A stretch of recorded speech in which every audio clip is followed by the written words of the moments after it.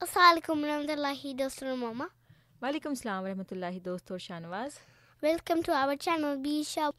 Mama, what story are you going to tell us today? Shahnawaz اور ہمارے جو پیارے دوست سن رہے ہیں, آج ماما آپ کو ایک بہت اچھا لیسن آف لائف دینا چاہتی ہیں, جو کہ ایک ہم کہانی کے ذریعے سے سیکھیں گے. ٹھیک ہے, چھوٹا سا لیسن آف لائف ہے. اور یہ خلیفہ رابع جو تھے حضرت مرزا طاہر احمد صاحب, انہوں نے یہ ایک واقعہ جو ہے کسی خطبے میں سنایا تھا, اور ماما آج آپ کو الفضل سے یہ پڑھ کے سنائیں گی.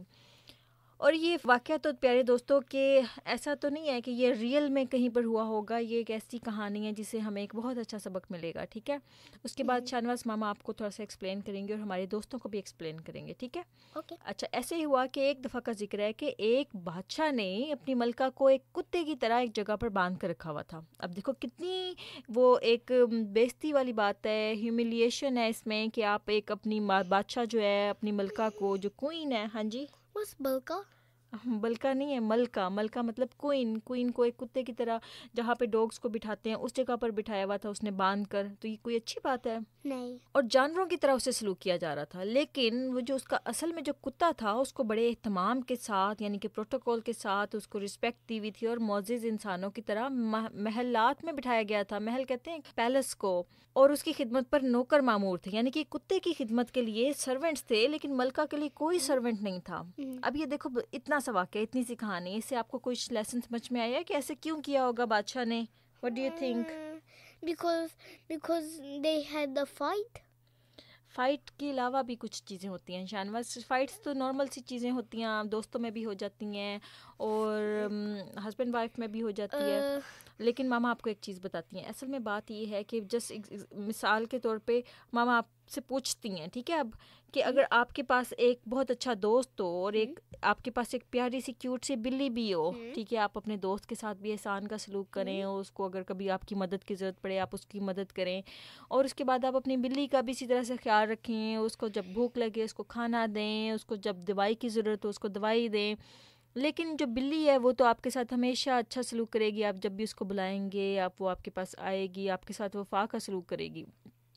لیکن جو آپ کا دوست ہے اگر آپ کو دھوکہ دے دے, آپ کے سیکرٹس کسی کو بتا دے, اور آپ کے ساتھ اچھا سلوک نہ کرے جیسے انسان کسی محسن کے ساتھ کرتا ہے, تو اس کا مطلب ہے کہ وہ دوست اچھا ہے. آپ کس کو پریفر کریں گے, اپنی بلی کو پریفر کریں گے یا پھر اپنے دوست کو؟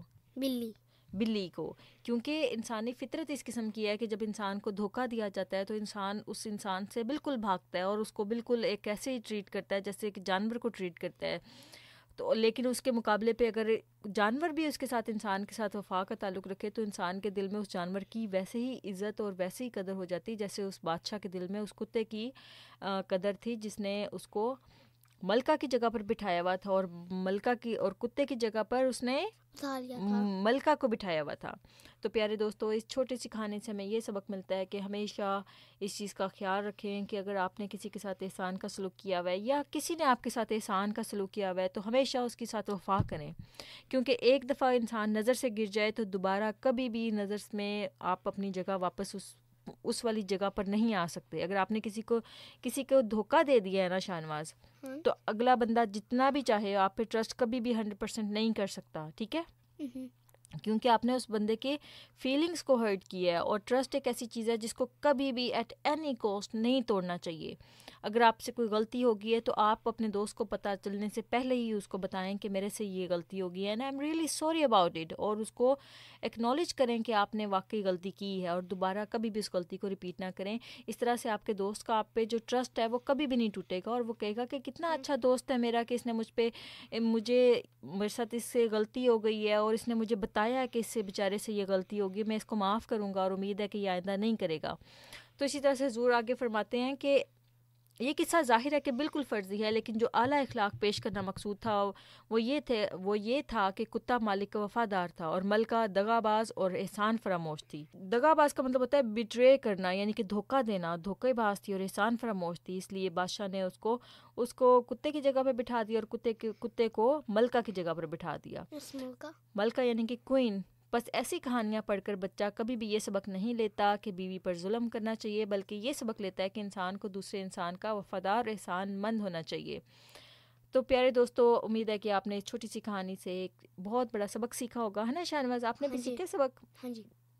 تو امید ہے کہ آپ کو یہ پسند آئی ہوگی. انشاءاللہ ہم پھر حاضر ہوں گے ایک اور اچھی سی کہانی لے کر. تب تک کے لیے love you and don't forget to subscribe our channel.